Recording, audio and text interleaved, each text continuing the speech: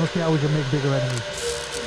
To be offended or frightened of everything. So you've become like the sort of Tony Scarface of podcasting.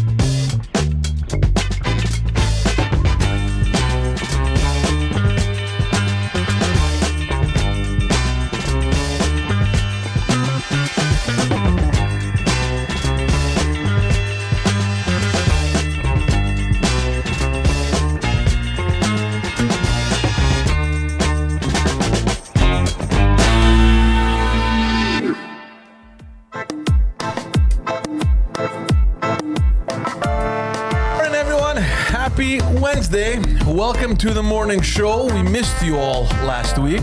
Oh my God! We're back this week. We're going to talk about. We're going to talk a little bit about it. Our producer and our what is he? Our big boss man. We're traveling across the country, so we'll get them. I'm sure you guys have stories for us. Head on over to patreon.com/Pantelis, people. Get yourself a package that suits your needs and get yourself access to all that exclusive content being pumped out. I got a package for you right here. I was going to say, speaking of packages, have a look at this. That's Poseidon, ladies and gentlemen. The Poseidon69. I'm Poseidon.com. Follow the man. He needs attention. And before me, like always, is Mr. Ted Bird, the man, the myth, the broadcasting legend. If you haven't heard this yet, he's back on a weekly schedule with the other broadcasting legend, Terry DeMonte, on their hit podcast, Standing By. A great new episode released this morning at 8 a.m. I heard on the way to pick him up. Look at you. You listened to it already, eh? I love you. Yeah. Because I need to listen to something on the car. The ride is about an hour to get to your place. From short of my place, yeah. So I'm like, that's perfect. It's just enough time to listen to a podcast. And I told you this on the way here, but I'm so happy that you guys are back on a weekly schedule. There's something different about this season's episode compared to the previous seasons, which were equally as good. But the fact that you're here all the time and it's a weekly, it's a weekly event. It's current. It allows you to organize your stuff. Things happen that you're able to talk about. There's more of a flow. Before Terry had to fly in, you were doing 10 or whatever number of episodes. 10 episodes in a week, and then it was done, right? Yeah. So it was very.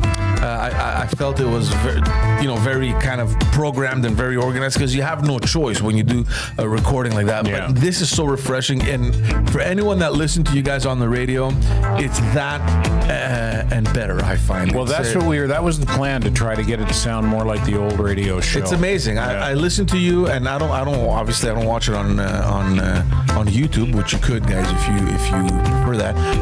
So I listen to the audio and just the voices. You guys, man. I mean, obviously you're not new to the business. It's just so refreshing to see you guys just connect, and your voices are just, you guys match perfectly. You complete each other. It shows that you know what you're doing, and it's so good to have you guys on a weekly episode. I'm done licking your ass. I was going to say, he's really jerking me off. Right? Yeah, seriously. I'm liking it. No, that's very kind of you. Thank you, George. You're bringing knob polishers back in style. And we've made a conscious effort to make it local. We've decided this is going to be a Montreal podcast, because if you try to be all things to all people, you'd be nothing to anybody. Yeah. So we're shooting at a Montreal audience, and it seems to be working. It does. How's it going, guys? Terrible. Yeah, why? What's the matter? I had to wake up. Yeah, that sucks. I couldn't sleep last night either. The morning was tough for me as well today. It was. Plus, my daughters keep coming to bed. And, listen, man, you enjoy that while you can. That's what my wife says, because at some point it'll stop. So as long as they do it, you can cuddle and you can enjoy that moment. The problem with me is that how many kicks to the kidneys can you get? Yeah. No, I know what you mean. But, I got 2 boys and 2 girls. And with my boys, I was anxious for them to grow up. I wanted to see what kind of men my boys were going to be. That you missed that. But with my girls, I wanted them to stop at 5. Yeah, you stop right there, and you stay just like that for 70 years. Because as a father, I don't like my girls growing up. I want them to always be little girls. I can relate to that. I have girls. Yeah, and I saw the cutest little girl the other day. I was with a friend of mine, and we were driving on the West Island. And we got to an intersection, and there were about 5 kids on their bikes, and they were anywhere from 5 to 8 years old, alone by themselves, or just in a group. And they went across the crosswalk in front of us at the stop sign, and they didn't even look. So it's a good thing that my friend was paying attention. 4 of them shoot right across the crosswalk on their bikes. The 5th one is a little girl. She's about 5 years old. She's on a pink bicycle with training wheels. And she gets off her bike and she looks at my friend and she goes, like, oh, wait, look. Bazzi. That's funny. That is good. There's this aggressive, like, go. Come on, my friends have gone. I'm missing you. Come on, man, move. Yeah, that's cute. It was very cute, very funny. How was BC? So the reason why there was no episode last week, the producer was gone, and the person that usually replaces the producer, which is the big boss man himself, were both gone. You guys flew out west, and you caused that huge fucking stir that we're going to talk about with the anti-Canada, anti-Israel crap. Were you the ones burning the flag out there? Yeah, he doesn't know what you didn't even know what you're talking about. How was BC? How was British Columbia? Had you been before, Poseidon? Was that your first time in Vancouver, or had you been before? First time. Yeah, you like it? And It was okay. that's it. Just okay. Yeah, I didn't like the people. But forget about the people for a second. The city. When you land there, you come out, you look at it. I see the mountains. I've never the been, ocean. but I mean, heard, look, I like the mountains and the ocean and everything. like it's pretty impressive. Apparently, to come out, you see the fucking Rockies and you see the sea. So Yeah, that was nice. The city, like when you drive in, like I don't like their skyline. It's a little depressing, I find, a little gray, because it's just condo buildings. So it's like it looks kind of sad. So many big cities have become like that. Yeah, and it just looks like it doesn't like It's just all along the water. Yeah, it's all gray, and you're like, okay. They have some nice views. Like that was nice. The weather is enticing. Yeah, The weather was good. Yeah, the weather was good. What else? And what was going on? Was there a podcast? Yeah, we went to go do some podcasts and relax a little bit. Podcastapalooza? No, there was no Podcastapalooza. It was just you guys? It was just us. Yeah, we went just to hang out, relax, and record some stuff. Finally, the footage is unusable. Oh, no, why? It got corrupted or some shit. So you went all the way out there and you can't use what you recorded? Exactly. Christ. Yeah, so we're very. Was there angry any about shows? Any comedy? Did Pantelis do any? Bourgelli did stand up. I watched Bourgelli. Their stand ups over there are trash. Oh no! I saw a Nigerian man perform stand up, and he was more white. Like he was so white, I think like a British man would be embarrassed. Like he would Like be in his material or his delivery or just all the of way it? he spoke. I think a British man would be like, I'm more black than him. Really, eh? Yeah. Like it was so like, oh my God. Like, So it wasn't like he was not talking like this? No, Hello, no. my name is Bubu Magambo. and then he kept making jokes about how like, fuck, I don't even remember, bro. It was so shit. It's not even memorable. Wow. And then Bourgelli went up and he had a good time, but he offended some people, of course. So that's Matthew, Yeah. our normal producer on the Standing By Yeah, podcast. yeah. So I didn't know he did stand up. Yeah, he does stand up. Yeah? So he went on. He had a good time. And then they did something really weird in the comedy club. It was an open mic. Mm-hmm. First of all, it was $20 per person for open mic. For open mic night? Yeah, fuck you, you stupid bitch. First of all. Okay. Anyways, that's the first thing that pissed me off. When we walked in, because I just wanted to see Matthew, and then I wanted to leave. I get up, bro. I'm like, where the fuck? Did you do a set? No. I get up, and I'm like, yo, where's the exit? So I look around and I realize, first of all, I thought the exit was like behind this curtain. So I walk through. There's like a bunch of thrown chairs and tables and shit. I keep tripping over shit. I'm like, what the fuck? Fuck. I'm swearing. Everyone can hear me now. I'm like, fuck, son of a bitch. What the fuck? And this is during the show? This is during the show. And it's hitting my ankles. And then I'm opening lights. Lights are coming on in the room. And it's distracting the comics. And all you hear is me going, fuck these fucking chairs. Who the fuck put fucking chairs here? I'm like, where the fuck's the exit? I'm fucking yelling. I'm fucking pissed. Like it's his own place. So did a bouncer come and tell you to pipe down? No, there was no bouncers. So then an Indian guy comes through with a turban and he goes, where is the bathroom? I go, I don't fucking know, bro. I'm looking for the fucking exit. I'm like, fuck. Everyone's ignoring me. Everyone's pretending I don't exist though. So then, but I know they can hear me. Like it was right there. The only barrier we had was a curtain. Yeah. And finally I look, bro, to my left. What they had done as soon as you enter is they close the door, they lock it, and then they cover it with a curtain and then blocked it with other people's tables. The exit. Might have the fire marshal come in and have a look at that. It's an amazing thing. So I was like, hold on, wait a minute. Is it because it's so shit they don't want people leaving? Yeah. So Or I'm they like- don't want people walking in during the show, maybe. No. I would have. That's got to be against the fire code, though. What No, you but just that's- described. Yeah, Well, I've been to the Can't bordel. fucking lock people I've been into to a the bordel building. and the door's locked. You can't walk in. No, but there's another door for the people. But Like, from the inside, you can push. It opens. Yeah. Just from the outside, it locks. right. yeah, exactly. Yeah. So I'm like, yo, what the fuck? So I sit back down, and then the bartender, she walks over, this disgusting creature, and I was just going to say, is she hot? But the answer obviously is no. and then I go to her, hey, let me ask you, how do I go back upstairs? And she goes, why do you want to go back upstairs? Oh no! And I go to her, what do you mean, why do I want to go back upstairs?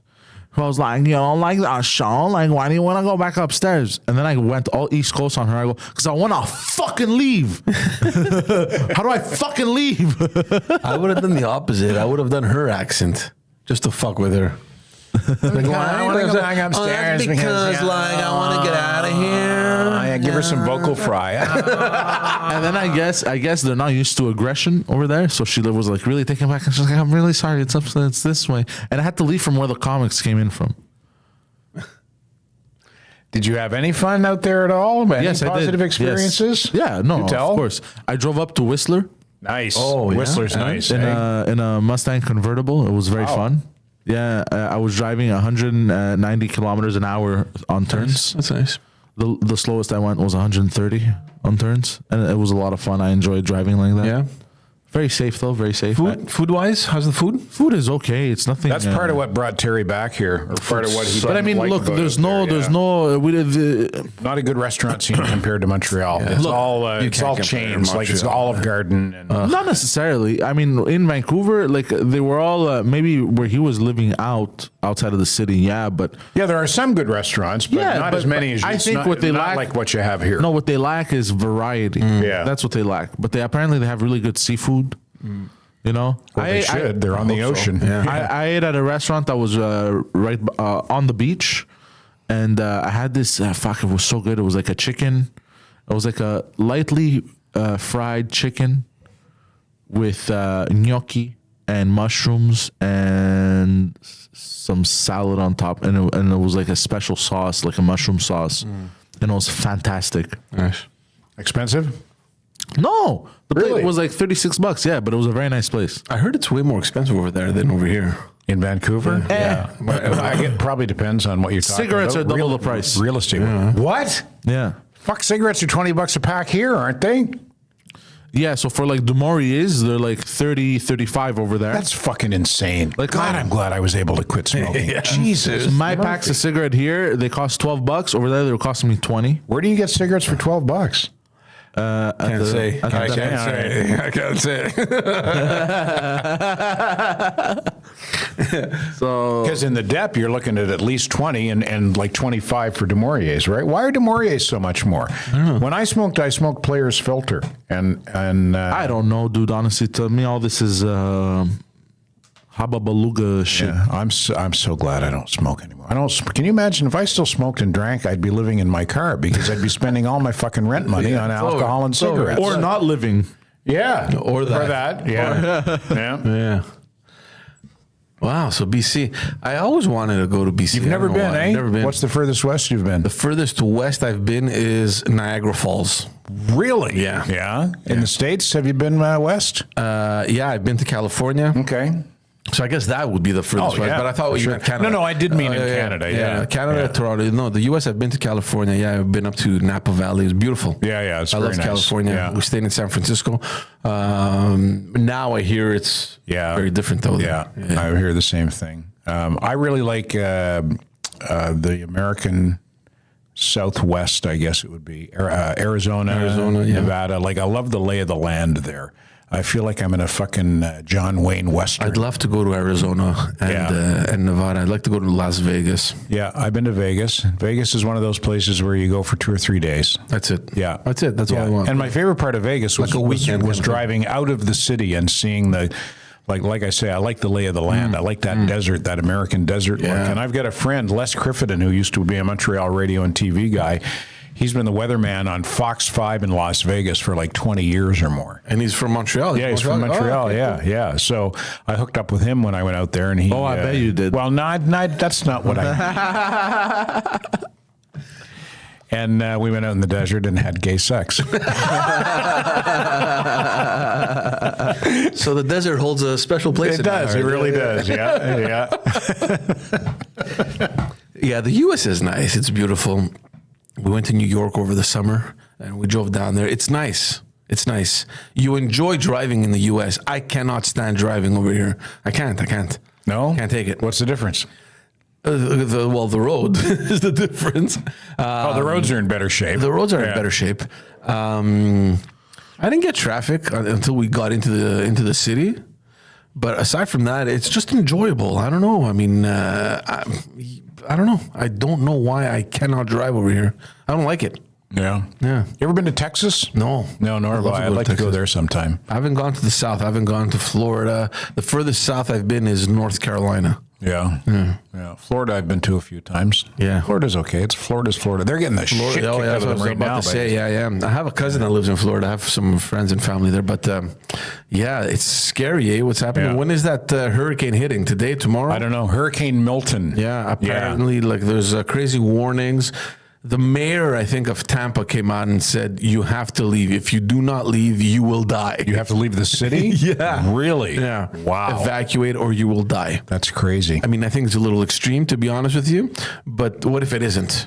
I mean, do you take the risk? And then, because I watch the French news, right? So there's a lot of snowbirds. There's a lot of Quebecers down there. Oh, yeah. So every sure. time, so every time something's happening in Florida, the French media over here, they find them and they kind of FaceTime with them and they have them on TV here. Yeah, my grandparents had a retirement home in Florida. Yeah. They would go down there for the wintertime. That's right. Not to make light of it, and this is making light of it, but it made me laugh. Somebody posted on social media yesterday, Hurricane Milton is the first Jewish hurricane of the season.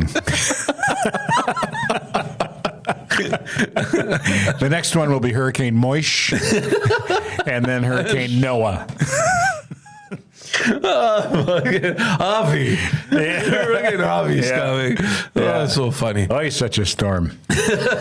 So yeah, can you imagine living in because this is an annual thing in Florida. Yeah. I mean, you move down there, and you know, often because I complain a lot, and I look at people and the different places on the planet where they live that I would love to be, and then you realize that maybe it's hotter, maybe they don't have the winters, maybe it doesn't, the sun doesn't disappear at 4:30.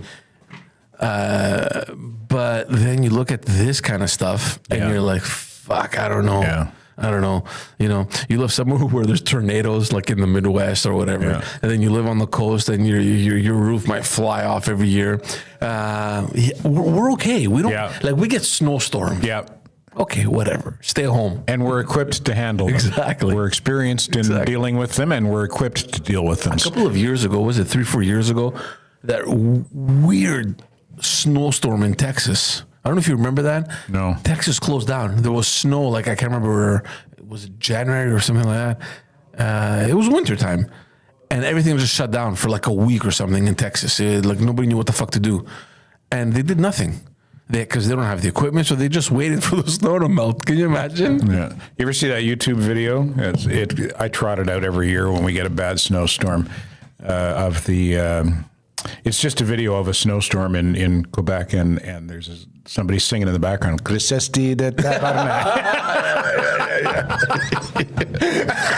It's like a choir. It's almost like a church hymn. Monesti de Tabarnak. It's so funny. Yeah. There's that one, and the clip that keeps coming back all the time is, where is it? That downhill where the bus, everyone just slides down. On University Avenue or Robert Bourassa. I don't think it's University. I think it's where.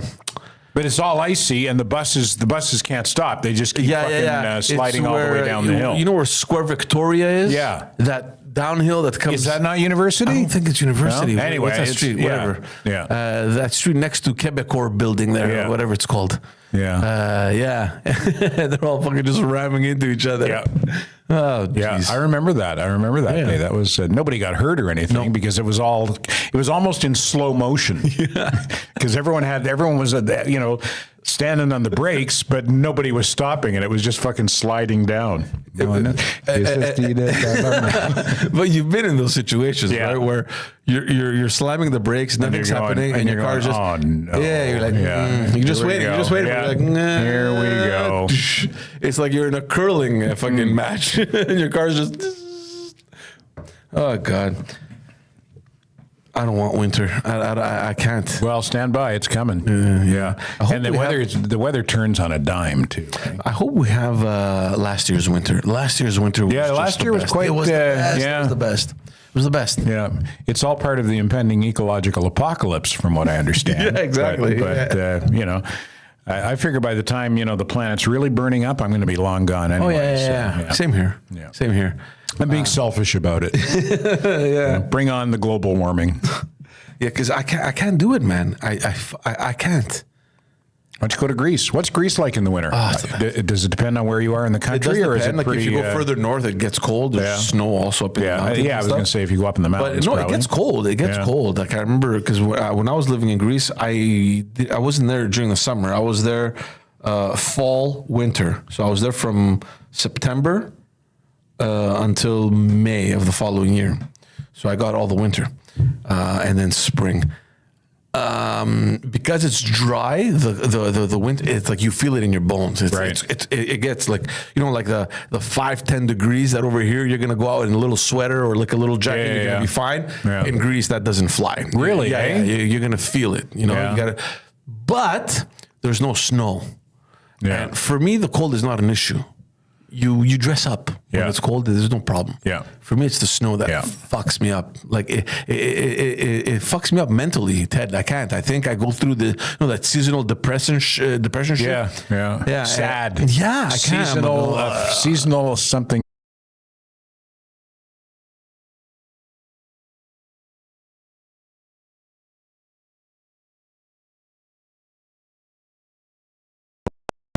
It was cold, but they had the heat lamps under the Acropolis. Yeah. So that was mid-January. Seasonal affective disorder. That's what it's called. You're having a nice warm coffee and you're just enjoying it because you don't feel it. You have the hot lamps and you're like, look at this fucking view, and it's in the middle of January, not one snowflake to be seen. And I loved it. Fucking loved it. Yeah. I hope I'm able to drive by next month, which is the plan. Able to drive again because I don't want to stand at the bus stop at -20. Oh my God, that would be terrible. Yeah. Fuck that noise. Yeah. I was going to tell you something, but now we're on air and I don't want this people to listen to what you should be doing. But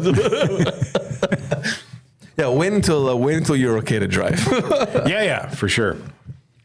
Yeah, I'll wait till I get the doctor's okay. But I'm supposed to go 6 months seizure free. On the medication that I'm on for epilepsy, and then I'm good to drive again. Yeah. So luckily, if memory serves, the last couple of years we haven't had any snow really until end of December. So you should be fine by mid-November. Yeah. Hopefully, cross our fingers. I hope I didn't just jinx it. Yeah. Yeah, but I'm like you. I don't like the snow, but I also don't like the cold, especially if it's windy. Yeah. I don't like walking outdoors. I don't like on it a either. On a cold and windy day. I but walk I'm just saying walking if into you- the wind going, Yeah, "You no, mother." no. But if you had to choose, I don't know how people choose snow over fucking cold. What are you, crazy? Yeah, well, sometimes you get both. Sometimes you'll get the snowstorm with Ugh. Have I 80 told you? kilometer an hour winds blowing the snow in your face. I don't know if I told you this story. I have a friend who is, he loves skiing. He skis. Skiers are like golfers; they can't get enough of it. No, and no, their season he's a is skier, yeah. but he's up there. He has his level 4 skiing instructor. I don't know what the hell he has, Right. and he needs to ski. He gets sick if he doesn't. Like Yeah. he dreams about skiing. And I remember we had gone down to Cuba. We didn't have kids back then, so it was me, my wife, and him and his wife, and we flew to Cuba for a week. And you've been to Cuba, like it's Yeah. nice weather, the beach, Yeah. whatever. So you're sitting down, the eyes are closed, and you're hearing the waves. And at some point, you hear this guy's voice. Yeah, it sounds like skiing. And I'm like, what the fuck, dude? You just ruined this whole. I want to drown you. What's wrong with you, man? How is that the first thing that comes to your mind? Yeah. Yeah, what are you doing here? Why aren't you in Tremblant? Yeah. But I give him credit for embracing the season, because if you're going to be here, you I think might you as have well. to. Yeah, You have to figure out a way to remain active and Yeah. to do activities in the wintertime, because it's long, first of all. Yeah.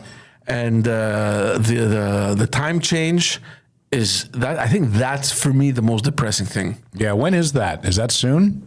Must be, eh? Is it soon? Isn't Yeah. it? Yeah, sometime in October, I think. Is it? Or, Yeah. I can't remember.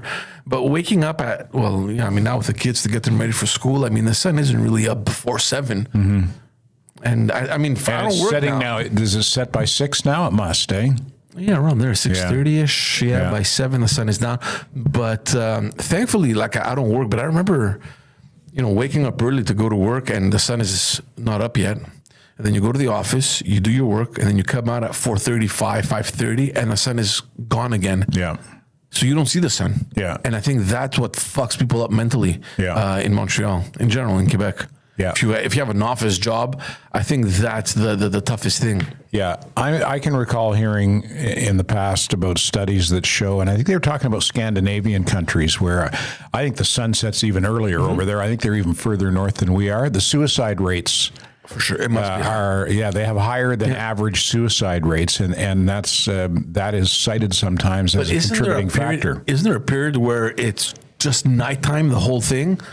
Or I don't know, it's just daytime. I don't know about in Scandinavia. Yeah, that's like north of the Arctic Circle. Yeah, they call it the land of the midnight sun. Yeah. where the sun never goes down. Yeah. And I'm not sure if that's during the winter or the summer, but it's it's one of the two. Talking about embracing the season, if I had the money, I would embrace the season by snowmobiling.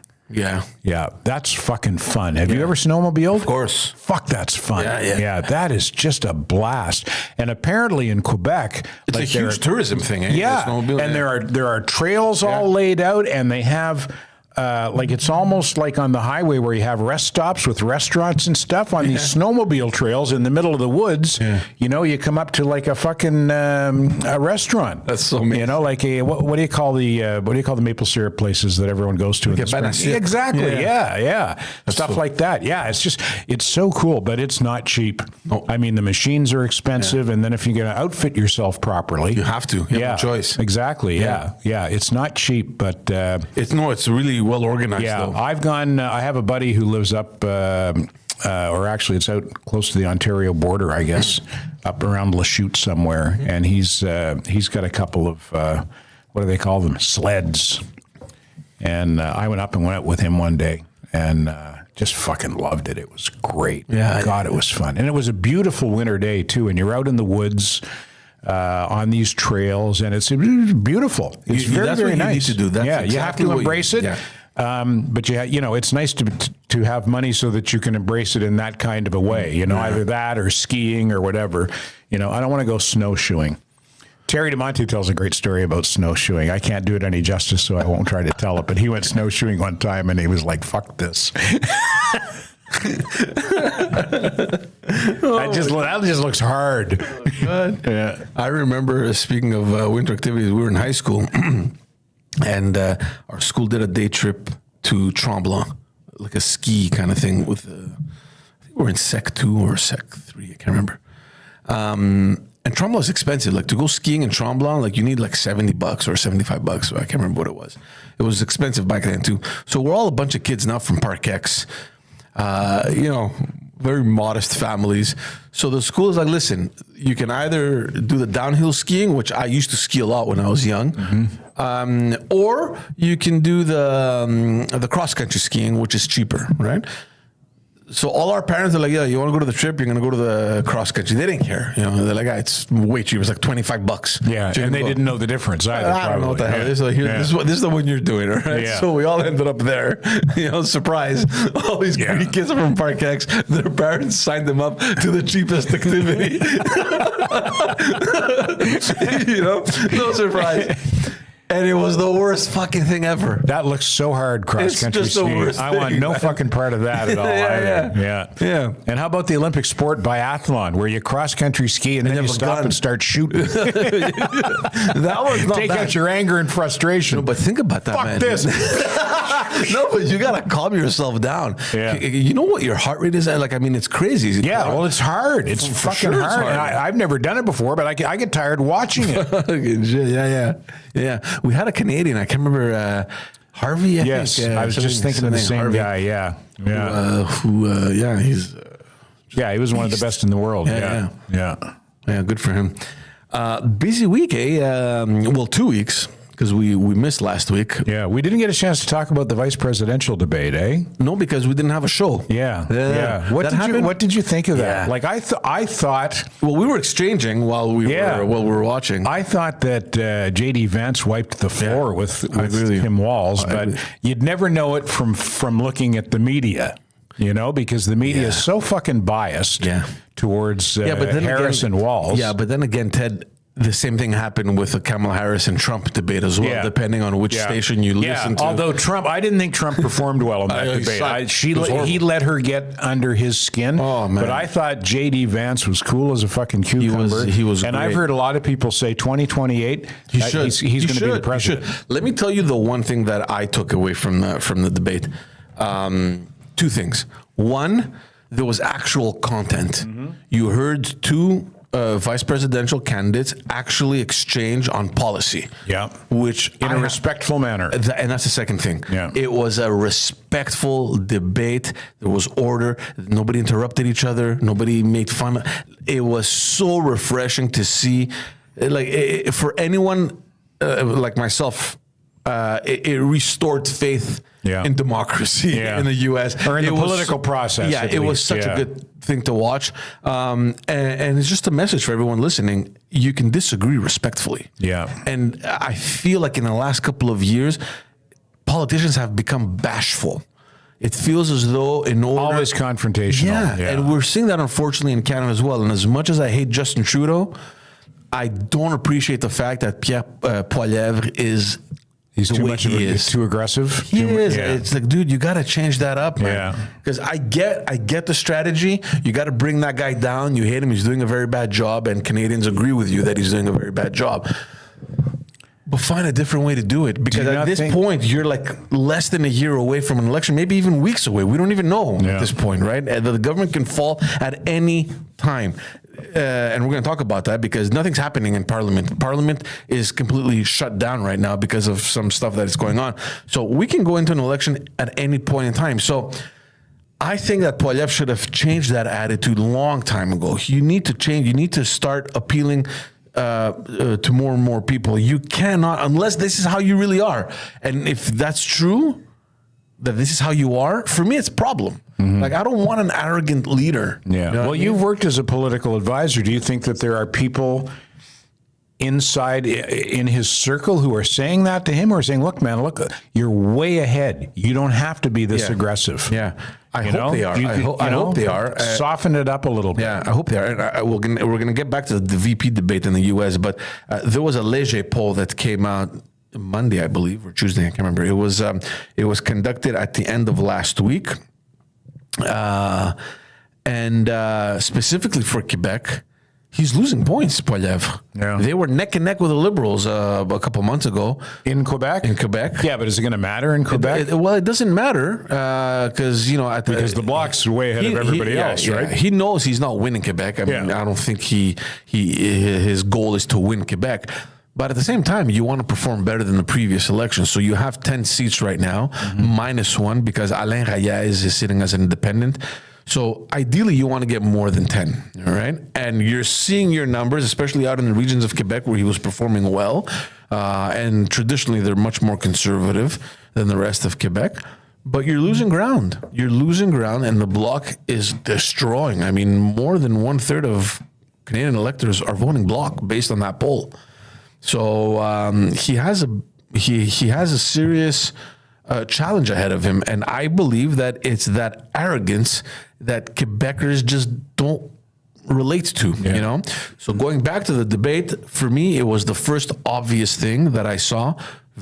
It was just good. It was nice to watch and to listen, even though I think Waltz had a couple of real bad moments where he looked like a deer in the headlights. When they called him on his statement that he was in Tiananmen Square in China. And, that was not good. Sometimes I'm a knucklehead. And, Sometimes I'm a knucklehead. That's not... His people must have gone, oh, no. Yeah. What are you doing, man? What the fuck? Yeah. Thankfully for him, it was kind of in the beginning of the debate. Yeah. And he managed to kind of repair it when he called out J.D. Vance on Trump. Yeah. Do you think that he won the last election on the claims of election fraud? Yeah, exactly. And I think he that's where if he scored any points, it was with that. One thing I thought that one thing Vance did that I thought was pretty smart on a number of occasions.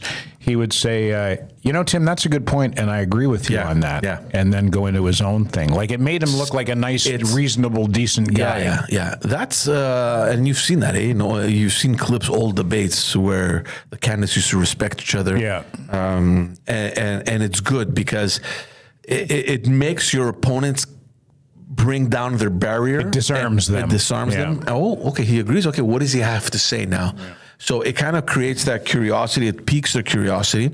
And you can actually, the people the undecided votes, he scored a lot of points with those J.D. Vance. I'm not sure if it's going to change much, but he had a tough job to do. Because one, you have to save America. You got to save the boat from sinking from the previous debate that Trump completely demolished. Like he sucked. Yeah. So that's your number one priority.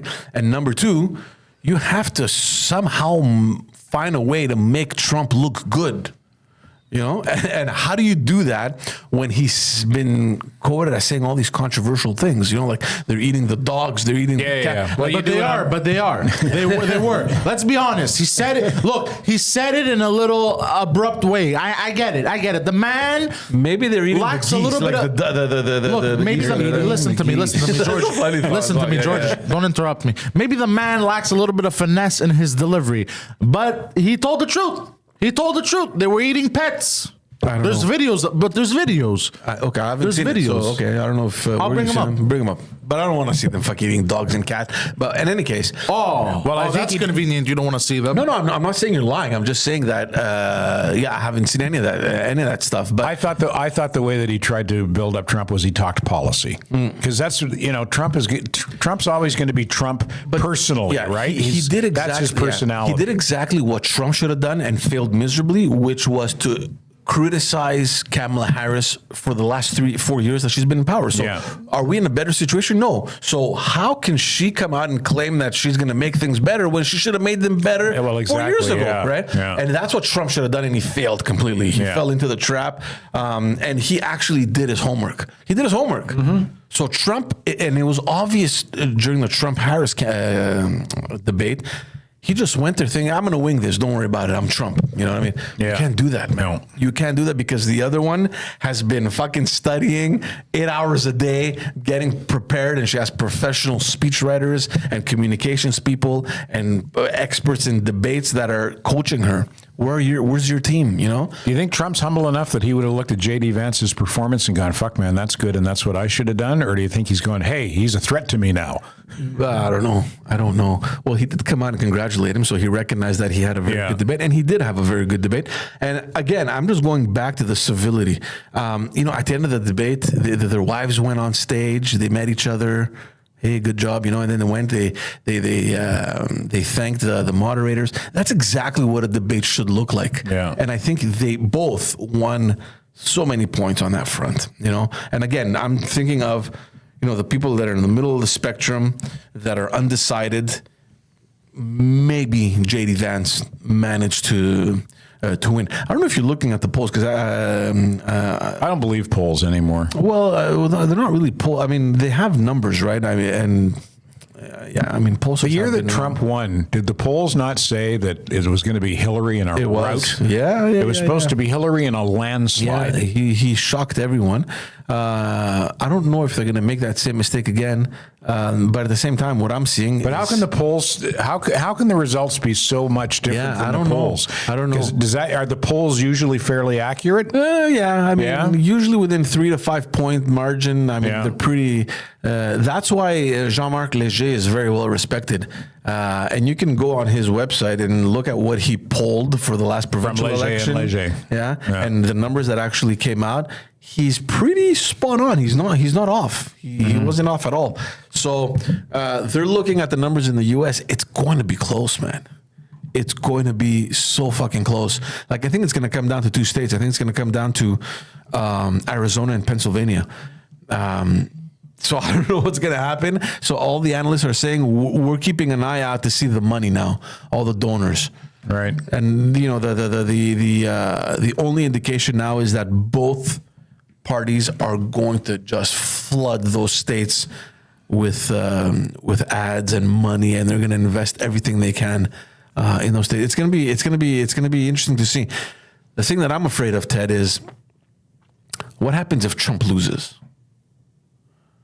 Is he going to pull the same thing like he did last time around? They cheated us again. Like, are we going to play that same? Is he going to incite his? I don't know. I don't think we're going to go. I hope we don't. I hope we don't go back to that. But I'm just saying that at some point we have to turn the page and we have to come to a place where you accept defeat honorably and you move on. Yeah. And you can't just keep fucking, that snowball effect where from one election to the other, it's always they cheated and no, they cheated and no, we won. We can't do that anymore. We can't do that. Yeah. Do you think they cheated in 2020? Maybe. All I remember is going to bed thinking, fuck, man, he's going to win again. And then I woke up the next morning and I went, what? Yeah. He lost? And it all changed in the middle of the night. That's all I know. Yeah. It just something smells off or smelled off. I don't know. And it'd be stupid for me not to say that everything was done properly because I've seen myself things that go crookedly and you can't expect, like, the system is not perfect. Okay. Yeah. It's going to happen. People are going to fuck up. I can tell you tons of stories about shit that's happened in our elections. But at the end of the day, though, every court, what do you call it? Yeah, everybody. All the rulings were against his claims. So at some point, I mean, what are you going to do? You're gonna blame the judges now. You're gonna say that the justice system is corrupt as well, just so they can not get you into power. I mean, I think it's far fetched, right? So. Was there stuff? And also, don't forget, there's a recording of him. I can't remember which state he was asking for 6 or 11,000 votes. Remember? Georgia. Yeah, come on. All I need is 11,000 votes. Make it happen. It's like, dude, what the fuck are you doing? Yeah. Like, at the very least, get someone else to call for you, dude. Like, what the fuck? Yeah. I just hope it's not close one way or the other. I hope somebody wins. Oh, no, it's going to be close. Yeah. It's going to be fucking close. Who could vote for her, though? Fuck, she's dumb. Yeah, she's fucking dumb, man. Yeah. But she's not Biden. So you have all the Democrats that were tired of him. Yeah. That now they're like, well, maybe there's hope. I mean, she turned the fucking boat around very quickly. The Democratic Party, and I still don't understand how they fucking managed to pull that thing off. But you got to give it to them. It worked. To push him out of office? Yeah.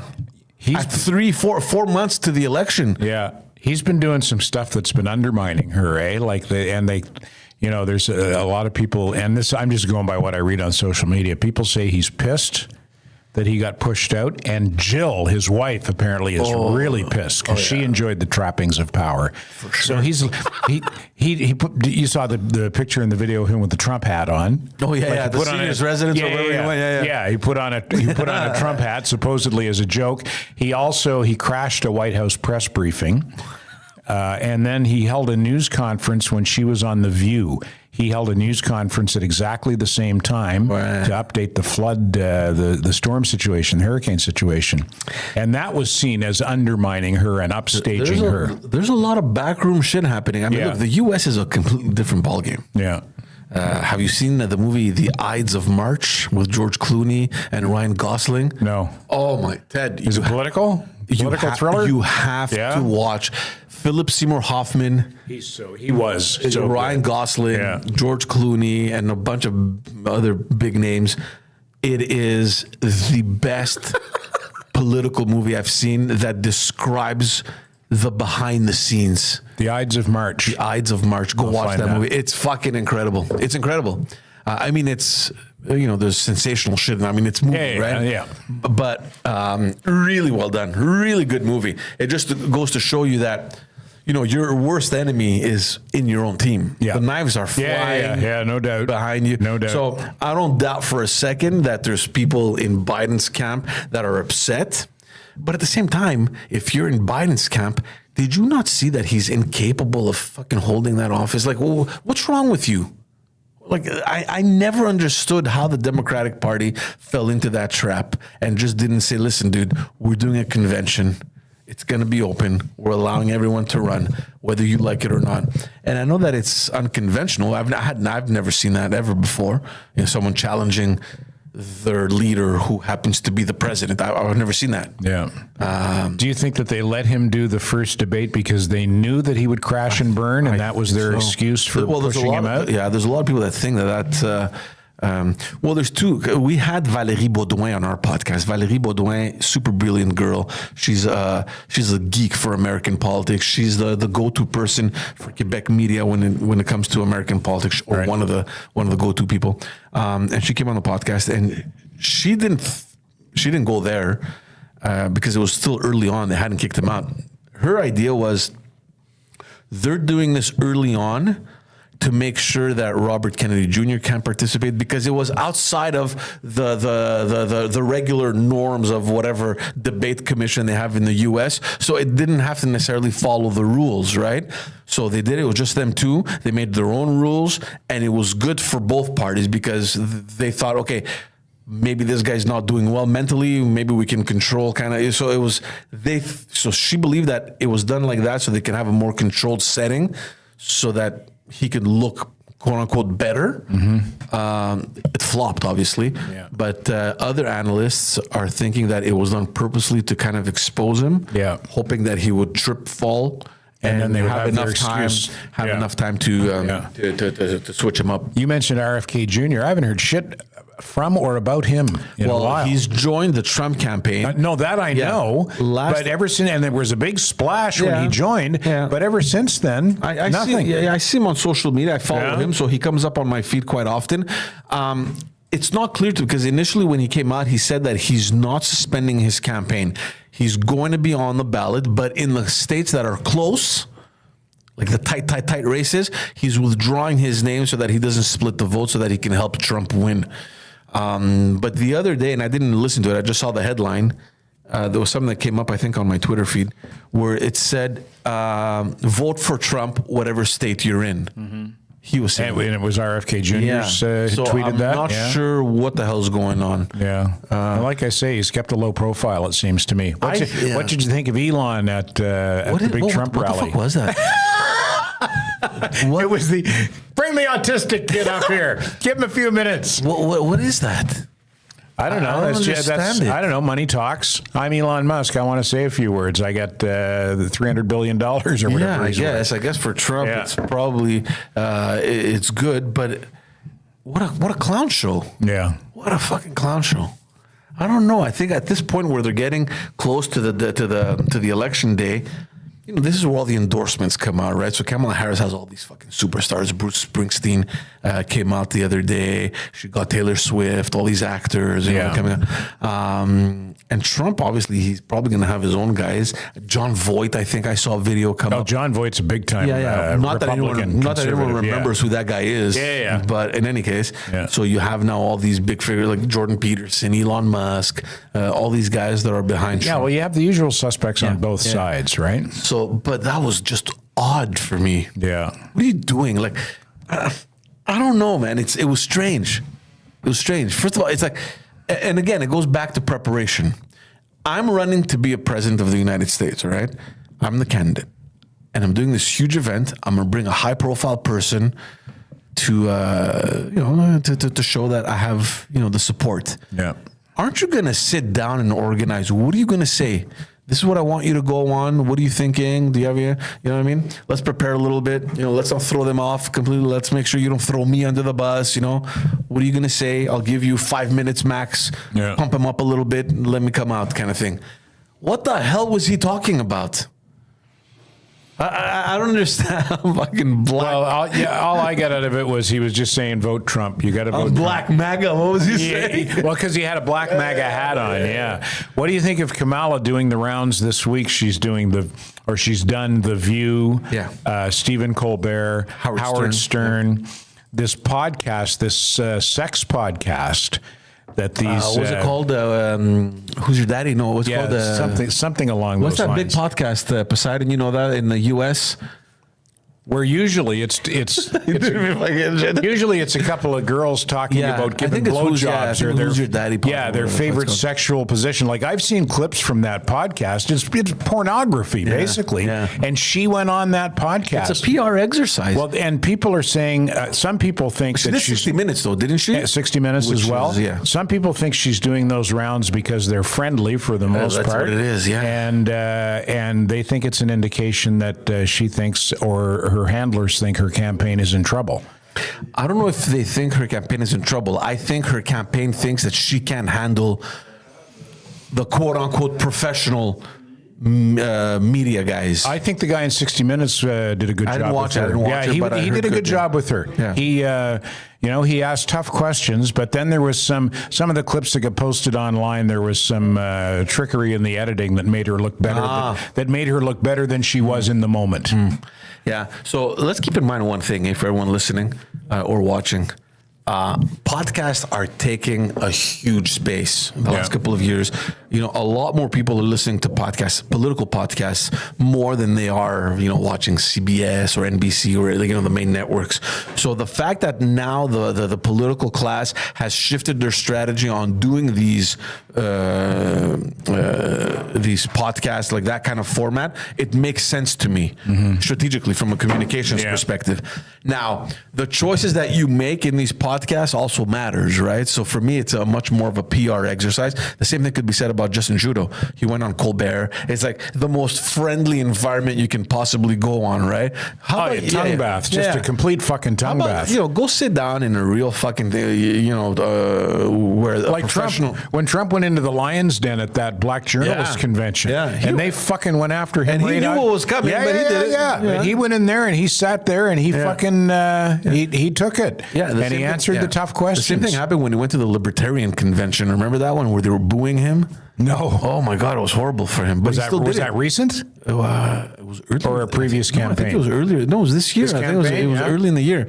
Yeah, they were booing the shit out of him. I would have thought libertarians would like him. No, I don't know. Well, I guess it's just no, they don't. They fucking hate him. But so same thing for Justin Trudeau. I don't know if you saw. I think this week or last week. He did a podcast. It was hosted by a member of Parliament, an MP, in his own caucus. Yeah, I did see. I saw a clip. Forget his name. I forget what his name is. And good for him because, again, from a PR perspective, he's doing what he has to do. He's going where people's attention is. He has a YouTube channel, so his constituents can go and see him, and he talks at length because obviously he doesn't get that attention either in the House or in he's a backbencher, right? Of course, he's a backbencher. Like, he's so back you don't even see him. He's in the shadow somewhere. So, and he invites Justin Trudeau on. I mean, it was the biggest puke-inducing fucking show that I've ever seen. Yeah. Obviously, it wasn't scripted, but they're like, okay, let's go on this. Yeah, super friendly. Yeah. You know, he's not going to ask his own leader tough questions. Yeah. Maybe you can ask me where I fucked up and if there's anything I could take back. And he went. And that's what he did ask him, right? And he said went on election reform. Yeah. So it's just it's a sad attempt at creating this as a PR exercise. And I don't know. I hope they go on more professional shows or formats where they can really get challenged. I'm not convinced that Trudeau is going to go down that path. I don't know. I could be wrong, but I have a feeling, especially with the animosity that exists with Poilievre, I'm not so sure of the importance that they're going to give to mainstream media this time around. I don't know. Even the debates. You think they're going to go more social media influencers, try to find friendly terrain and do their PR there? I think so. I think so. And I was wondering yesterday, actually, what's going to happen with the debate? Are they going to have, I think last election there was 3 or 4 debates, something like that. There were, I think, 2 in French and 3 in English, or 2 in English and 1. I can't remember what it was.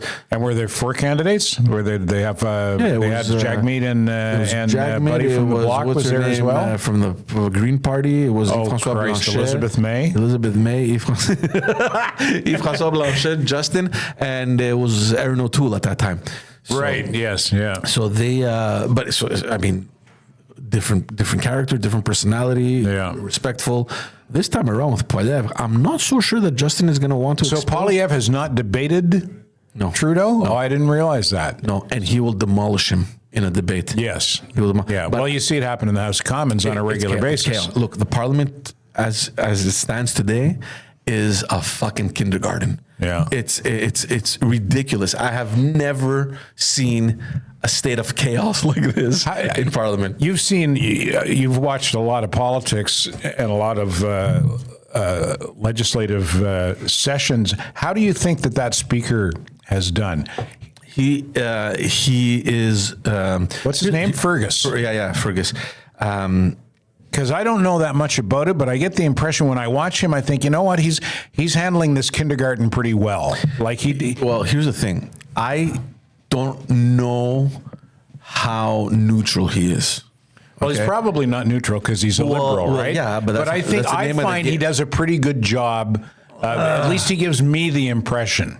No, not for me. For me. And we saw this yesterday, where again Poilievre was destroying Mélanie Joly in the House, because she just refuses to condemn hate speech that we saw in the 1 year commemorating that horrible atrocity that happened in the Middle East. And he's telling her, this is what happened in the streets of Canada. What was it called? Death to Canada. Yeah, this was in Vancouver. Death to the U.S. Yeah. Death to I can't remember. It was death to Canada, death to the United States, death to Israel. Yeah. And burning the Canadian flag. And burning the Canadian flag, no less. At pro-Palestinian protests in Vancouver. So, and he's calling around. He's like, this is what happened. It's happening here in Canada. Can you condemn these actions? No answer. She got up in the House and she cited a couple names of some Israelis that were kidnapped and died, and that she had met their families in Israel when she visited. So I think she named 5 or 6 of them. So she called out their names and she's like, we will never forget them and we will always stand by Israel. And she sat down. Right. That's not the fucking question. Yeah. The question is that you have these morons in our streets burning shit down. You passed a bill on hate speech. If this isn't fucking hate speech, what is? Yeah, when they say death to Canada, that means you. That means death to you. You're a Canadian, then that means they're talking about killing you. And if that's not incitement to violence, what is? Exactly. So why would you not condemn that? I don't get it. And I think what he said, what the speaker ruled on and shut him down for the rest of the day. And you would know the protocol of that better than me. But he accused her of pandering to Hamas. Yeah. So And that was the deal breaker for the speaker when he accused him of pandering to Hamas, and then Poilievre would not apologize for that comment or take it back. Yeah, he wouldn't withdraw his comments. Not the first time. Let's remind everyone that the speaker actually a few months ago asked him to leave. He expelled him from the House of Commons because he wouldn't. Remember, it was back when he was saying what was the word he was using? Oh yeah. What was the word? Not bogus. I know the incident you mean, but I can't remember the word either. It'll come to me. Yeah. Wacko. Yeah. The Prime Minister is wacko, and his policies are wacko this and wacko that. And he warned him once. He didn't withdraw his comments twice, 3 times, and he kicked him out. And then the entire conservative caucus walked out. Right. This time around, he just shut him down. He didn't give him the right to speak for for the time that he was in Parliament. The Speaker of the House has that right. He's in control. That's his job. His job is to control the Parliament. Okay. I think that he stretched it a little out of proportion, just to be fair. Okay. With the Melanie Joly thing. I mean, it's one thing for her not to condemn it, and you can question her on that, and you can attack her on that and embarrass her if you want to. But to say that she's pandering to Hamas, it's kind of associating her to a terrorist organization, right? Yeah. Which I'm not so sure. But that's his style. That's what I was telling you before. Yeah. He needs to change that. Yeah. He's very successful at making people realize that they're worthless across the floor. So just stick to that, man. Stick to the facts. Keep asking your questions. That's how he became popular, Poilievre. Yeah. Even before he was a leader, when he was, I think, the critic on finance, he would get up and just destroy them. He would demolish them. He just kept repeating the same. But now question. he goes a bridge too far. It's overkill. I think so. Yeah. I think so. And I get what he's trying to do. Okay, there's the Jewish vote that I think he's going to be able to win most of it. It's difficult for me to imagine the Jewish community supporting Justin Trudeau. It's very difficult for me. After everything that's been said and done, and just on this issue alone, just yesterday, what happened yesterday, fucking condemn it. Yeah. It's happening in our streets. Like, what else do you want? Why are you just blurbing out nonsense? Yeah. Also, the mainstream news media is not covering that. I didn't find anything anywhere in the mainstream news media about people in the streets of Vancouver chanting "Death to Canada" and burning the Canadian flag. Well, I saw it on social media. Yeah, you're right. But did you see anything on mainstream media? Did CBC do it? Did CTV do it? Did the Globe and Mail do a story on it? I think because I watched the French news. I think I saw something on the French I would news. hope so. I think I remember seeing something on LCN. Because if a pro-Israel demonstration erupted into death to Palestine, it'd be all over the fucking news. Pierre Poilievre yesterday did an amazing press conference. He came out. The purpose of this of the press conference, and he put in everything that happened around the first year anniversary there, commemorating the massacre there. But initially, the press conference was called because Parliament has halted. What's happening is that there's this defunct. It doesn't exist anymore. There was this environment tech fund, that the government had created. They injected money in there. And because it's a separate kind of entity, you had, I think, parliamentarians that sat on the board, and they gave that money to either their own companies or to their friends' companies. So imagine now you're the government, you give, I don't know how many millions of dollars, hundreds of millions of dollars to this fund, specifically targeting companies to help them with their tech projects, whatever. It has to be environment friendly. And because it's government funded, there's people sitting on the board, the same way that you have government MPs sitting on the board of Via Rail, for example. Okay, so it's kind of like that. And these guys took the fucking money, public funds, and they gave it to their own fucking companies. So obviously it's fraud. You can't do that. Yeah. So they looked into that.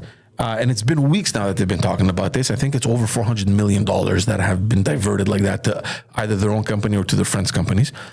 They've requested for that information. This is a parliamentary privilege that you have to sit in. You can have access to this information, and you should get access. What normally happens is that they give it to you, but it's all blacked out. Like so, all information is redacted. Yeah, it's all redacted. That's what happened. And there was a motion in the House that passed, and the Speaker. So obviously, it's the Speaker's orders ordering the government to provide this documentation to the MPs because of this parliamentary privilege. The argument the Liberals have now is that because there's an ongoing investigation, it's parliamentary interference. So the investigation would be compromised. As parliamentarians, we can't get involved in that. There's an investigation. So they're criticizing Poilievre because they're like, listen, the RCMP already came out public and said they're investigating and that they don't necessarily need this documentation. They're doing their investigation. So why are you pushing? So what happened in the House is that you can call for a debate on this one issue. And it's like presenting a bill. There's different articles. So all you do is just keep presenting amendments to the different things, and it just delays everything. It delays the whole process. It's a never-ending process. So they're stuck there, and nothing can function unless this goes forward, right? Because it affects the workings of Parliament. It's a serious issue. Like, you just infringed on my parliamentary privilege, and we need to resolve this immediately. And it goes on. It's going on and on forever. So nothing's happening in the House of Commons aside from question period, of course. So he came out and did a press conference specifically on this. And on this, this took like a fraction of the time. He took advantage of the time he had to call out the government on this whole issue with the conflict in the Middle East. And he had a very interesting point. And this is what I'm saying. If he fucking tones it down and he just sticks to his speech, like his arguments, he can win over a lot of people without necessarily being, having that aggressive tone. Yeah. And he was saying, listen, this has never happened in our streets. And it's a direct link to the government that is unable to take control of the situation. There were wars in the 60s in the Middle East. There were wars in the 70s. There was wars in the 80s. There was war in the 2000s. And never did we see that conflict spill over on our streets like we're seeing it today. And that's a great argument. Yeah. Do you remember ever during that, that wartime in the Middle East, this kind of stuff happening? No. Never. So why the fuck is it happening now, right? So the government needs to step up, and you can't put your citizens' lives at risk. You see what's happening in Toronto, breaking down Jewish stores. They went and they marked, I can't remember what they wrote, but there's the upside down triangle, which is a symbol that Hamas uses as if it's like a target. Your target will come for you. Yeah. This is in Toronto. Yeah, and there have been pro-Palestinian marches and protests in Jewish neighborhoods. Like they go to Jewish neighborhoods and march through the streets and do their whole down with Israel. There's an excellent article that Tasha Sheridan wrote in the National Post. I read that yesterday. You sent that to me. That just destroys Mélanie Joly, because Mélanie Joly came out of that question period and she's like, Pierre Poilievre, he has to stop fucking gaslighting everyone in here. And you're the one fucking guy. Like, call it as it is. Yeah. Just make the difference. We're not telling you to criticize the Muslims, but you have to understand that there's a difference between being anti-Semitic and Islamophobia, right? I mean, there's a clear distinction, and you have to fucking make it. You can't just play on both sides over here. Yeah, and that's what the government always does. They will never condemn anti-Semitism without including Islamophobia. Yeah. They're constantly playing both sides. They can't just come out and say, I don't think Trudeau or Joly, and if there are two people who should be condemning what happened, not only in Vancouver, but in Montreal, they were smashing out windows at McGill University. Neither to my knowledge, and I haven't checked either one of their social media accounts in the last day or so, but to my knowledge, neither one of them came out and directly condemned. No, nobody. But you see, provincially, the premier called him out. He's like, you got to clear these fucking campuses. And there was a lot of pressure on... Provincially in Quebec or in... here. Yeah. Premier Legault said it. He goes, get them out of... They cannot be there. Good. Get them out. But it becomes a municipal issue because the police is controlled by the city of Montreal. Yeah. Well, there was no sign of the police. People are smashing windows out at McGill, and there's not a cop in sight. Because the city of Montreal's argument was like, look, if we go in, it might create a much bigger conflict than we can anticipate. We don't. The point is to resolve this peacefully and find a way to get them out without engaging into any sort of conflict. We don't want anyone to get hurt or blah. Get inside and get them the fuck out. How complicated is that? Yeah. You get the riot police and you get them the fuck out. Yeah. They weren't afraid to do that with the truckers, were they? Exactly. Yeah. Bring a bulldozer and just go the right truckers through. with their fucking barbecues and fucking bouncy castles, they get the shit beat out of them by the riot police. Yeah, they get their accounts frozen. Yeah, but these fucking guys are smashing windows out and saying death to Canada, and it's like, well... You know, Thomas Mulcair, former leader of the NDP. I like him. He's been, he's okay. He has a lot of experience. No, I like him personally. I've met him. He's a great guy. His commentary, sometimes he's been off completely, and other times, this time around, he's on the ball, I think. He wrote an article, I think I read it on CTV, or I don't know where the hell he writes, and specifically on Mélanie Joly. And his comments on Poilievre were exactly what we said before. You need to tone it down, buddy. Yeah. You need to fucking tone it down. Okay, you're doing a good job in opposition. We get it, but you need to tone it down, because at the end of the day, this might be what's going to destroy you. People might turn their backs at you, right? But specifically on Mélanie Joly, he cited an example where he asked her. He had a conversation with her when South Africa made that request to recognize what's happening as genocide at the UN, I think, or at the court, the international, the criminal court. Yeah. And in his article, he writes, he goes, she told me personally when I confronted her about that and said, look, it's nonsense. What are you going to do? You have to take a position on this. And he goes, she said something that floored me. And he quotes her. He goes, Tom, have you seen my demographics in my writing?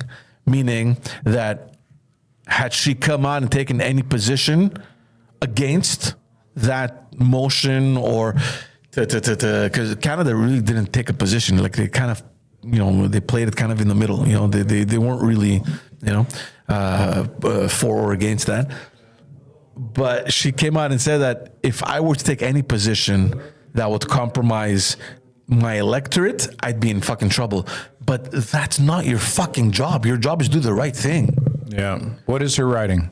Huntsic Cartierville. So obviously there's minorities there. Yeah. There's a lot of Muslims living in Huntsic Cartierville. A lot of, there's a Lebanese community that is very present. There's a lot of Syrians as well. So a lot of people that have attachments in the region, right? I'm laughing because I was reminded of, I know a comedian named Wasim El-Munzer, and yes. He's Lebanese. He's very, very funny. He says, I was born in the heart of Lebanon, code for 2 metro station. He's really funny. I digress. But if you ever get a chance to see Wasim El-Munzer in Montreal, he's an absolute hoot. And he's very disarming. He's a Muslim. He's Lebanese. He's from the Middle East. But he has fun with it. And he really gets the crowd on his side. He's really, really good at playing the crowd and disarming and making everybody feel comfortable in what could be an uncomfortable situation. The other thing in Mulcair's article, which was interesting, and I'm curious to see how things will unfold, to see if he's right or wrong. I usually play that game in my head. I listen to some analysis. I'm like, let me circle back like in a week or two. And he writes that Poilievre's strategy has consistently been to pinpoint potential new leaders that may replace Justin Trudeau. He believes that Justin Trudeau will resign before the election. Next election. So that's what he believes in. And who's going to replace him? He believes that they may pull a quick one like they did in the U.S. and it might work the same way that the Democrats were tanking in the U.S. and then suddenly they switch things up around. They bring in Kamala Harris and suddenly they're ahead. Just magically. I'm back. So nobody knew that you were gone, bro. By the way, and you just fucking ruined everything. So way to destroy the momentum of the show, man. So he thinks that something like that might happen in Canada. So in his article, he's writing about the potential people that may replace him. So he's talking about Mark Carney, Mélanie Joly, and he goes, it's interesting how in the last couple of weeks we're seeing Poilievre just randomly attacking people that have nothing to do with Justin Trudeau. I mean, Melanie Joly does because she's his foreign affairs minister. Yeah. But Mark Carney, they called him the carbon tax Carney, and they just attacked him for weeks. I think a month ago or 2 months ago, they were just destroying him. So his argument is that they've already pinpointed who could potentially follow Justin Trudeau, and they're starting the dirt from now. Yeah. They're putting him down from now, and Melanie Joly is definitely on top of that list for them. Right. So it'd be interesting to see what's going to happen. Speaking of which, it is going to be interesting to see if the government is going to fall, because the last time I think we were here, Wait, what?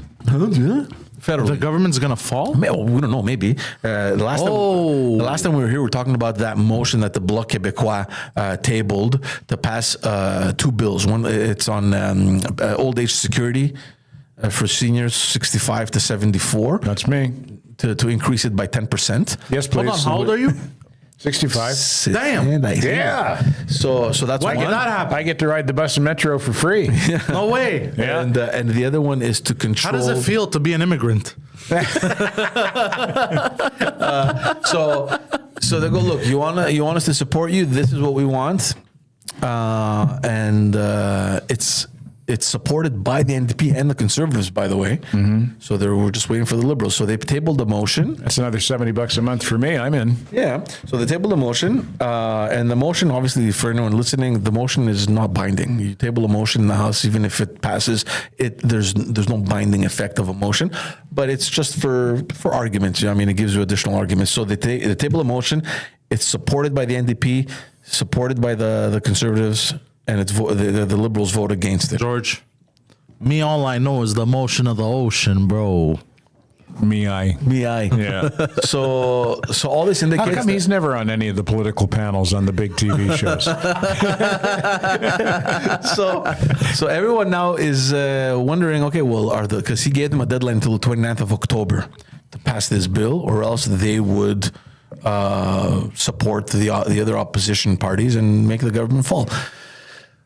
So we're waiting to see what's going to happen. Now, it's complicated because it's a private member's bill. So private member's bill is very different than a government bill, because the government bill is approved by a budget. So all the laws or the bills that the government proposes is supported already by a budget that has been approved in Parliament. But when you have a private member's bill coming from opposition, you can't force a law in effect that isn't supported by a budget that's been approved. So the way it works is that it either needs to get approved by government, or it needs to be given, I don't know, fucking royal consideration, some stupid term like that, you know? Fucking royal consideration. Something like that, yeah. Mr. Or Speaker, royal we would like to give this bill fucking royal consideration. or whatever it's called. So, and that's not likely to happen. So what's going to happen on the 29th of October? So everyone's been wondering, what are the choices here that Justin Trudeau has? So obviously the first one would be to accept this law, to pass this law, win the support. But then again, how much longer can you win? You know, how much more time can you get? 1 month, month and a half. Maybe it'll get you to Christmas. Who knows, right? Because immediately after that, the Bloc would come up with a brand new request, right? Yeah. The second option would be for Justin Trudeau to just keep going the way he's going and trying to see if he can just get support by the NDP. There's the pharmacare bill that is supposed to pass by the end of this month. So maybe he's just going to play it by ear like that and keep going. The third option would be for him to just say, you know what, fuck off. I'm not here to take requests from one party and another. I'm calling an election right now and let's go. Mm-hmm. And then the fourth option, which is interesting, and this is the one that Tom Mulcair seems to support, is that he's going to wait until end of October. His pharmacare bill should pass, should get the green light from the Senate. By that time, all provincial campaigns are done with, BC, Saskatchewan, and New Brunswick. So all the parties... Are they all in election campaigns? Yeah, they're all in election campaign right now. So they're all going to be done so they can stop focusing on their provincial buddies. And he believes that he's going to prorogue Parliament. Proroguing Parliament means that it shuts down. Everything closes. Everything stops. Nothing happens. You put a lock on it. All the bills that are currently being debated or whatever, everything stops. And then you reopen in the next session, which usually is in the beginning of February. But if you do that, You can't prorogue Parliament and just come back as if nothing happened, because it's like you're restarting a brand new mandate. So you need, it's a speech from the throne and all that whole thing, right? Like as if you're starting a brand new legislature. So the only option for him would be to just resign. So you prorogue, everything closes, everything shuts down. You give your party November, December, January, February, 4 months to find a new leader, and let's go. You come back and you walk straight to the Governor General's house and you call an election. Can that happen? Maybe. But every public presence that Justin Trudeau has had in the last couple of months, he seems adamant about running. So I don't know what's going to happen. And this is where I told you I'll circle back like in a month to see what happened, to see if he was right. It's interesting though. It's interesting. And if that were to happen, it would be the biggest fucking news ever. I mean, him just stepping down, huge sign of defeat right there, right? Yeah, well, I think it might be the Liberals' only chance of turning things around, using the Biden-Harris thing as an example or a template. But is his ego going to let that happen? That's the thing. I know there's a lot of pressure. There's mounting pressure, and we've said this so many times, and I've been hearing this for years now. It's not new for me, because I get stuff from colleagues and friends that are on the inside telling me, he's ridiculous, we hate him, the caucus meetings are fucking chaotic, like shit like this, right? Yeah. I'm shocked that it hasn't leaked publicly up until maybe last week or 2 weeks ago when they were having their pre-session caucus in preparation of the new Parliament session. That's where shit kind of surfaced a little to the top and came out publicly. Alexandra Mendes, who gets elected in the South Shore in Brossard, in terms of his caucus being unhappy with him, them wanting a new leader, and she's like, well, because that's the question that all the journalists were asking everywhere. They were going into their meeting, like, so what do you think? Is he fit for the next election? Do you want him to run? Everybody was kind of voting the question. But Alexandra Mendes, who by the way is also a vice speaker, a deputy speaker in the Parliament, and traditionally, they keep a neutrality, right? Yeah. She's like, well, listen, I think he's a great guy, but my constituents don't like him. She said that publicly. So it's surfacing, and I don't know how much pressure he's dealing with. I don't know if his advisors are telling him, look, dude, we don't know if we're going to win the next election, but we need every fighting chance we have. And if we're seeing what change happened in the U.S., maybe we can duplicate it over here. And, the conservatives have been so focused on criticizing Justin Trudeau that maybe a new leader is going to throw them off, right? And by the time that they come back to attack you, and if they prorogue, there's no Parliament, there's zero visibility, nobody's in Parliament, right? So it does kind of make sense. We'll see what happens. Again, I don't know if his ego is going to allow that to happen. I think he's just going to go down fighting. Really? I think, yeah, but who knows? I don't know. On our podcast, on our French podcast, I said that if I were to choose a scenario, I'd probably choose that one. He prorogues, leaves, and he saves the party, because at the end of the day, if he gets all the fucking pressure, he's been losing all the by-elections. There's MPs now that are concerned. That's surprising, considering he's bisexual himself. yeah, and he's losing it. So, and there's mounting concerns of people. Power and politics with Poseidon. Pablo Rodriguez stepped down. We spoke about that. So things aren't going well for Justin Trudeau. I don't know. So that's it. Before we leave, guys, I just want to say one last story. I know we have 2 minutes. I want to talk about Mara Risky. Mara Risky, Liberal Party of Quebec. She gets elected out in Ville Saint Laurent. The shocker of the week, last week, she announced that she wouldn't be running again in 2026 in the next provincial elections. It's a shocker because she's the star MNA in opposition. What's her name? Marwa Risky. Marwa, Marwah. Marwa Risky. She's the type of person that likes to take space. She says what she has to. She says what she thinks, and she stands her ground. So touted as leadership material. They thought she was going to be a leader. She's married to Gregory Kelly, who's also elected in the West Island. They had a baby, I think a year and a half ago, and she just gave birth again, like maybe a month ago or 2 months ago. Everyone was lining her up for a potential candidate in the leadership race. She declined because she had her baby. And up until last week, Ted, I'm not joking. I was talking with a buddy of mine who went to a fundraising activity, and I asked him, the M&A that he went to support. I'm like, who is she supporting? Did you ask her? And he goes to me, I did ask her. She's not sure. She said, talking about the M&A, she's waiting to see because she's hearing rumors that Myra Risky may change her mind and finally put her name in the race and run. I'm like, no, come on. He goes, yeah, that's what she said, and that's the word that's kind of circulating behind the scenes.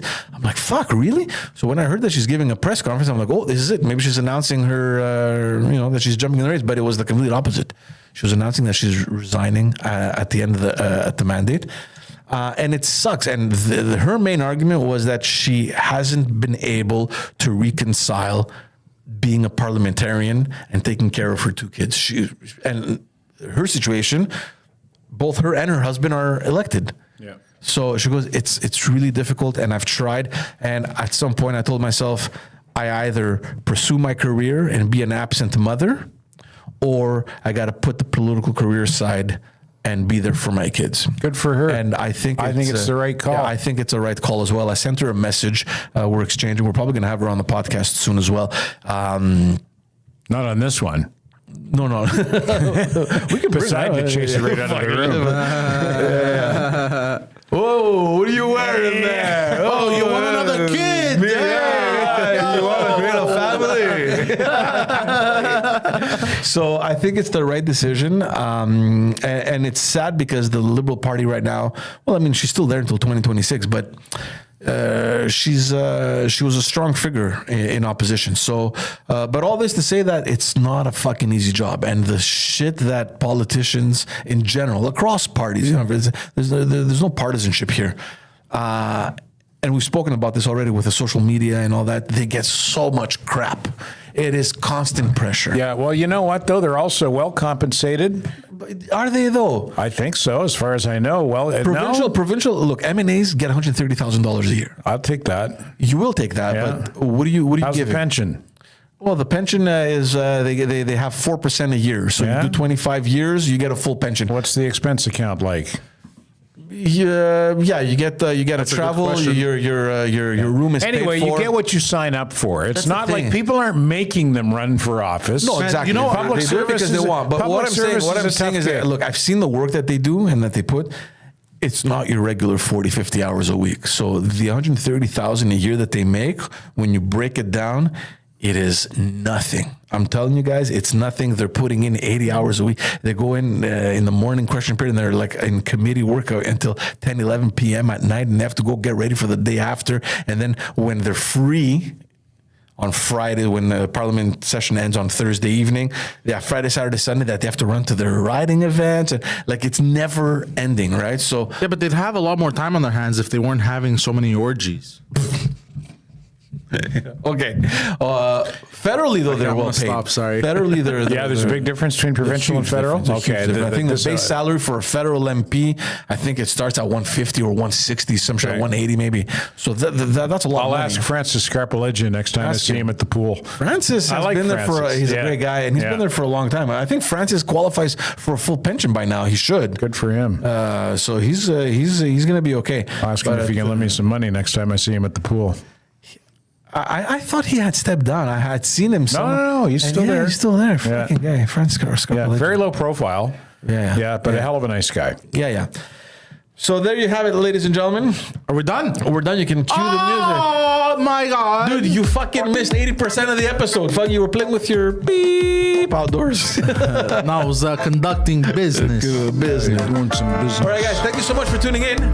We will be back next Wednesday. In the meantime, head on over to this YouTube page and subscribe. Turn on your notifications. You can get alerted on every new episode that comes up on the channel. Patreon.com/Pantelis is where you want to be. Find yourself a package.